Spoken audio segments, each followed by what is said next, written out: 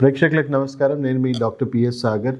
నేను acupuncture and functional rehabilitation specialist. So చాలా మంది పేషెంట్స్ నాకు సార్ ఐటీ ప్రొఫెషనల్స్ చాలా మెంటల్ హెల్త్ ఇష్యూస్ తోని బాధపడుతున్నారు, physical health mental health issues. So దానికి మీరు ఏదైనా ఒక అవేర్నెస్ వీడియో చేయండి సార్, ఎలా వాళ్ళు వాళ్ళ ఒక సస్టైనబుల్ లైఫ్ లీడ్ చేయడానికి ఉన్న సొల్యూషన్స్ చెప్పండి అని చెప్పేసి కొంతమంది అడగడం జరిగింది.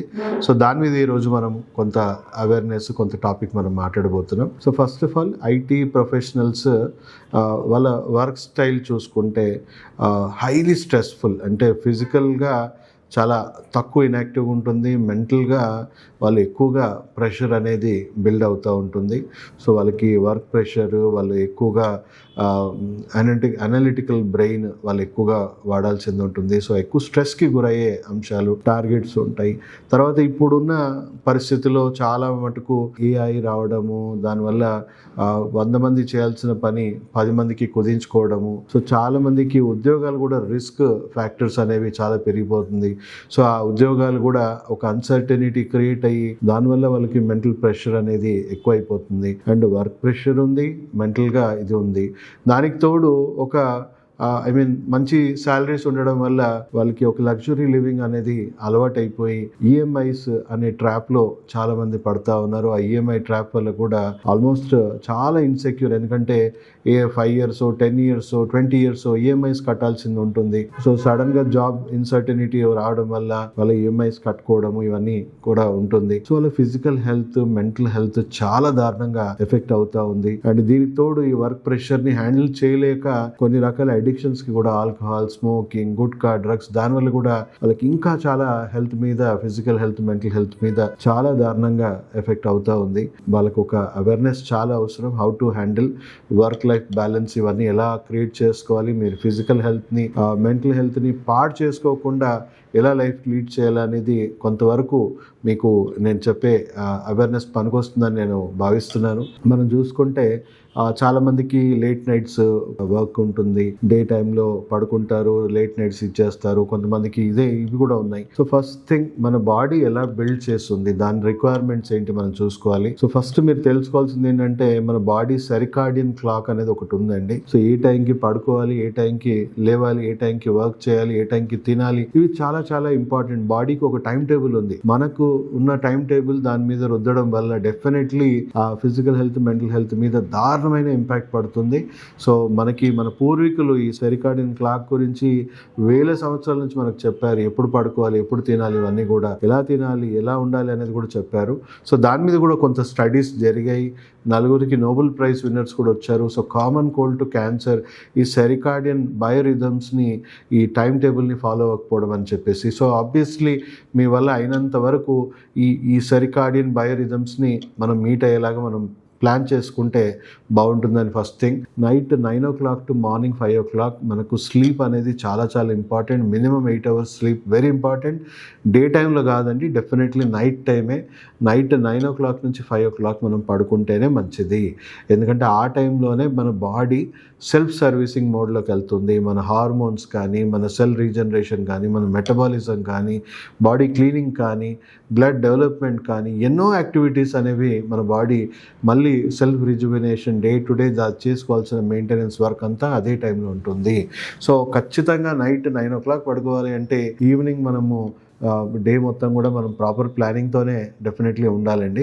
సో మంచి డీప్ స్లీప్లో పడుకోవాలంటే మెలటోనిన్ ప్రొడక్షన్ బాగుండాలి. దానికోసం మీరు అట్లీస్ట్ 6-6:30 వరకు మీ డిన్నర్ కంప్లీట్ అయిపోయి ఉండాలి. 7-7:30 వరకు అన్ని బ్లూ లైట్ ఎక్స్పోజర్, ఈ ల్యాప్టాప్స్ కానీ, ట్యాబ్స్ కానీ, లేకపోతే ఇవన్నీ కూడా బ్లూ లైట్ ఎక్స్పోజర్, అన్ని రకాల లైట్ ఎక్స్పోజర్ మనం తగ్గించుకోవాలి. డిమ్ లైట్ మనం మెయింటైన్ చేయాలి. దానివల్ల బ్రెయిన్కి సరైన మెలటోనిన్ ప్రొడక్షన్ అనేది, లేకపోతే ఆ లైట్ ఎక్స్పోజర్ వల్ల బ్రెయిన్కి చాలా ఫాల్స్ సిగ్నల్స్ వెళ్ళి మెలటోనిన్ ప్రొడక్షన్ అనేది ఎఫెక్ట్ చేస్తుంది. సో మెలటోనిన్ ప్రొడక్షన్ రావాలి అంటే 7-7:30 నుంచి మీరు డిమ్ లైట్ పెట్టుకోండి. 8 తర్వాత లైట్ ఎక్స్పోజర్ కంప్లీట్గా తీసేసేయండి. అండ్ ఇంకా నిద్ర పట్టట్లేదు అంటే వేడి నీళ్ళతో స్నానం చేయండి. దానివల్ల మీకు బాడీ చాలా రిలాక్స్ అవుతుంది, నర్వస్ సిస్టమ్ బాగా రిలాక్స్ అవుతుంది.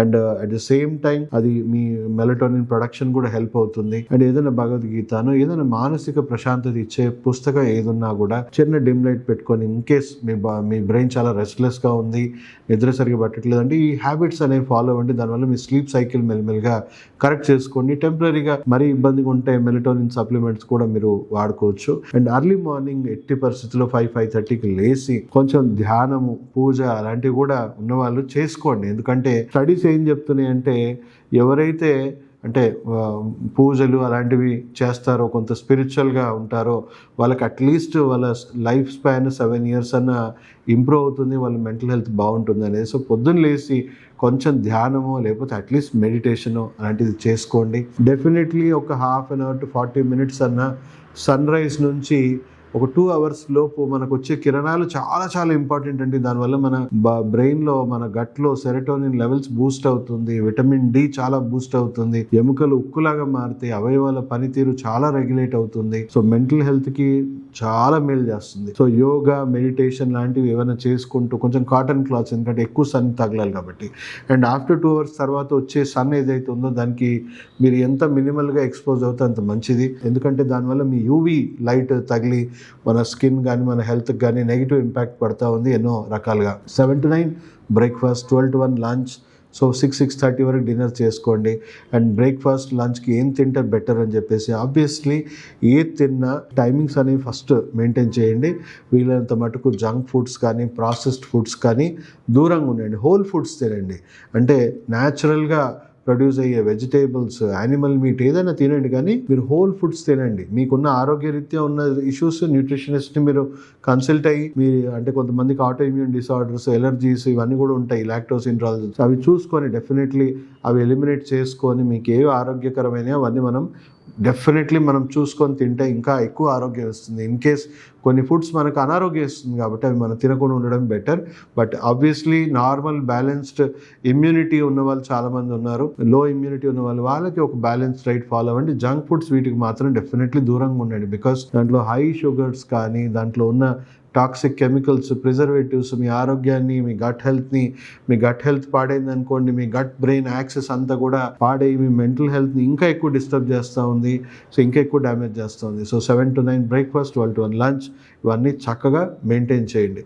సో ఇప్పుడు అంతా వరల్డ్ వైడ్ మనం చూసుకుంటే సస్టైనబుల్ లివింగ్, సస్టైనబుల్ హెల్త్, ప్రతి అంశంలో సస్టైనబిలిటీ. సో ఈవెన్ మీ ఇండస్ట్రీలో కూడా ఈ సస్టైనబిలిటీ గురించే అందరూ మాట్లాడుకుంటున్నారు. అంటే ఎలా కోఎగ్జిస్ట్ అవ్వాలి, ఎలా వర్క్ లైఫ్ బ్యాలెన్స్ మెయింటైన్ చేయాలి, ఎలా ఈకో సిస్టంలో మనం పాడు చేయకుండా, మన బాడీలోని ఈకో సిస్టమ్ పాడవకుండా మనం ఎలా సస్టైన్ అవ్వాలి అనే విషయంలో. సో చూసుకుంటే ఈ ఈఎంఐ ట్రాప్లో ఫస్ట్ పడకండి. సో చాలామంది నాకు ఇప్పుడు చెప్తున్న ఐటీ సోదరులకు ఏం చెప్తున్నారంటే, మేము 2 కోట్లు, 5 కోట్లు, 10 కోట్లు పెట్టి ఇన్వెస్ట్ చేసి ఒక ట్రాప్లో పడిపోతున్నాము, దాన్ని కట్టుకోలేక ఇబ్బంది పడుతున్నాము. దాని బదులుగా ఊరవతలు ఎక్కడో వెళ్ళి ఎక్కువ ల్యాండ్ కొంటే అది మీకు చాలామందికి అంటే ఒక ల్యాండ్ బ్యాంక్, ఒక పెద్ద ఇన్వెస్ట్మెంటే అవుతుంది. అండ్ ఒక పెద్ద ఇల్లు కూడా కట్టుకోవచ్చు, కావాలనుకుంటే ఒక చిన్న ఇల్లే కట్టుకోండి. అక్కడ మీ ఆహారం మీరే పండించుకొని, మీ మాంసం కృత్యాలు అంటే మీ చికెన్ కానీ మీ ఎగ్స్ కానీ మీరే పండించుకొని హ్యాపీగా ఆర్గానిక్ ఫుడ్ వీలైనంత ఎక్కువగా బయట ఫుడ్స్ కాకుండా మీ ఆర్గానిక్ ఫుడ్ మీరే పండించుకొని హ్యాపీగా మెంటల్ పీస్తో మీరు బతకొచ్చు. సో ఈ సస్టైనబుల్ చాలామంది కూడా ఈ కల్చర్కి ఇప్పుడు మెల్లమెల్లగా ఇటువైపు వెళ్తూ ఉన్నారు. సో ఎవరైతే పాసిబిలిటీ ఉందో మీ అందరు కూడా అలాంటి పని చేయండి. ఇన్స్టెడ్ ఆఫ్ ఒక పీజన్ ట్రాప్ లాంటి 2 bedroom, 3 bedroom, 4 bedroom ఫ్లాట్స్ ఉండే కంటే నేచర్తో కలిసి జీవిస్తే మీ ఆరోగ్యానికి మంచిది, మీ ఇమ్యూనిటీకి మంచిది, మీ నెక్స్ట్ జనరేషన్, మీ పిల్లలు వీళ్ళందరూ కూడా ఒక మంచి ఎన్వైర్న్మెంట్లో వాళ్ళు పెరుగుతారు, వాళ్ళు మంచి ఆరోగ్యకరమైన ఆహారం తినుకుంటూ హ్యాపీగా బతికేస్తారు.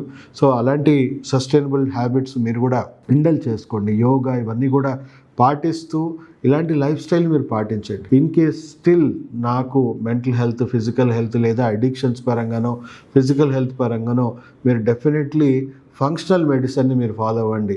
ఎందుకంటే ఇంగ్లీష్ మెడిసిన్ కోట్ల కొద్ది రీసెర్చ్ వాళ్ళు పెట్టింది దేనికి అని అంటే పేషెంట్ని ఎలా ఇంకా పెద్ద పేషెంట్గా మార్చాలి, కేవలం లక్షణాలకు మాత్రమే వైద్యం ఇవ్వాలి అంటే ఇక్కడ ఒక రియాక్టివ్ అప్రోచ్ ఉంది.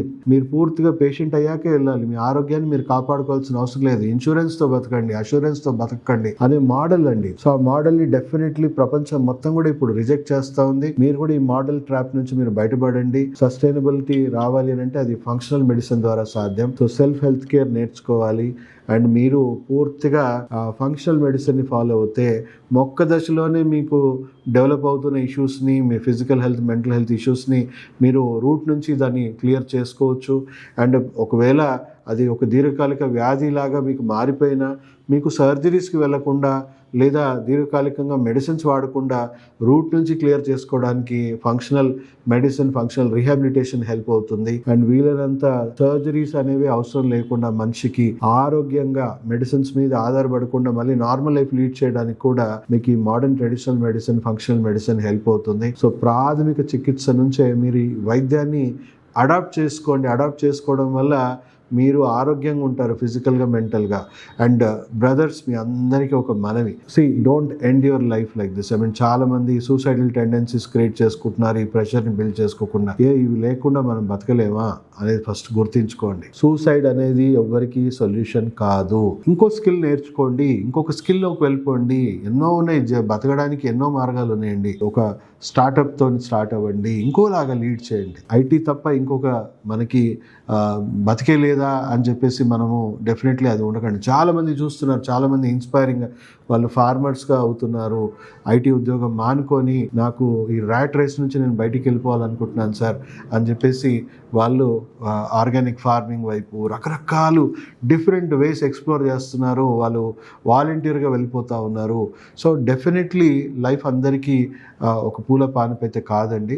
సో మీకున్న సోర్సెస్లో, మీకున్న రిసోర్సెస్లో ఎలాంటి ఈ ఈఎంఐ ట్రాప్స్ కానీ, ఇలాంటి ట్రాప్స్లో అంటే మోడర్న్ లైఫ్ స్టైల్ ట్రాప్స్లో కానీ, అడిక్షన్ ట్రాప్స్ కానీ ఏవి పడకుండా మీరు ఆరోగ్యంగా ఉండాలి అని నేను డెఫినెట్లీ కోరుకుంటాను. ఆ విషయంలో మీకు ఎలాంటి హెల్ప్ అయినా కూడా మేము చేయడానికి మేము సిద్ధంగా ఉన్నాం. సో మీ ఫిజికల్ హెల్త్, మెంటల్ హెల్త్ని మీరు గుర్తించండి. ఇన్సూరెన్స్ కాదండి, అష్యూరెన్స్తో బతకాలి, ఎలా బతకాలి అనేది నేర్చుకోండి. ఒక సస్టైనబుల్ లైఫ్, సస్టైనబుల్ హెల్త్ ఎలా ప్రొక్యూర్ చేసుకోవాలని దాని మీద మీ నాలెడ్జ్ని పెంచుకొని ఇప్పుడున్న వర్క్ కల్చర్కి మీ ఫ్యామిలీ కానీ మీరు కానీ ఎలాంటి రోడ్డున పడకుండా ఆరోగ్యంగా ఉండడానికి మీరు తీసుకోవాల్సింది కొన్ని ప్రొయాక్టివ్ స్టెప్స్ తీసుకోండి. లైఫ్ రేపు ఎలా ఉండబోతుంది అనే దాన్ని కొంచెం అంటే మనం పాస్ట్ మనం చేంజ్ చేసుకోలేం, కానీ మన ఫ్యూచర్ మన చేతిలో ఉంది. కాబట్టి మనం ఇప్పుడు తీసుకోవాల్సిన డిసిషన్స్, ఎలాంటి సిచ్యువేషన్ వచ్చినా మీ ఫిజికల్గా, మెంటల్గా you have to take tough decisions and lead your life. So అందరికీ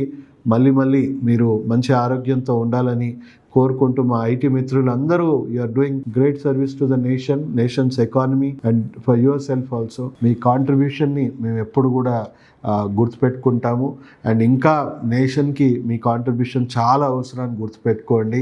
సో ఈ రకంగా కాకపోయినా ఏ రకంగా అయినా మన నేషన్స్ని మనం బిల్డ్ చేసుకోవాల్సిన అవసరం ఉంది. సో దయచేసి మీ అందరూ కలిసి మనము ఈ సోషల్గా ఏదైతే ఉందో సస్టైనబుల్ లైఫ్, సస్టైనబుల్ హెల్త్ మీద మనందరం ఫోకస్ పెంచుకొని ఆరోగ్యంగా జీవించాలని కోరుకుంటూ సెలవు తీసుకుంటూ మీ డాక్టర్ సాగర్.